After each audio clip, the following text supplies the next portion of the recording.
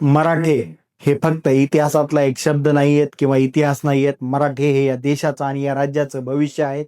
मनोज जरांगे पाटील यांनी अखंड मराठ्यांचं भारतातलं अधिवेशन, मराठ्यांच्या इतिहासातलं सगळ्यात मोठं अधिवेशन हे दिल्लीत होणार आहे आणि त्याची घोषणा मनोज जरांगे पाटील यांनी केलेली आहे.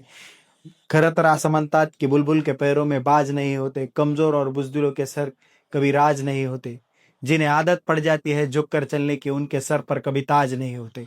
आणि हे मराठे स्वाभिमानानं चालणारे आहेत आणि खऱ्या अर्थानं या देशाला आणि राज्याला दिशा देणारे आहेत.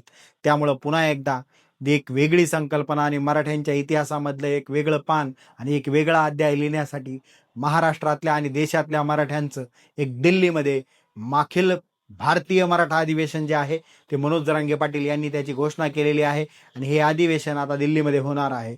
मराठे हे इतिहासात नसून मराठे हे या देशाचं भविष्य आहेत. त्या ठिकाणी मनोज जरांगे पाटील यांनी बोलून दाखवलेला आहे आणि अखंड भारतातला मराठा जो आहे तो पहिल्यांदाच एकत्र दिल्लीमध्ये होणार आहे. दिल्ली मराठ्यांनी त्यावर भगवा फडकवला होता.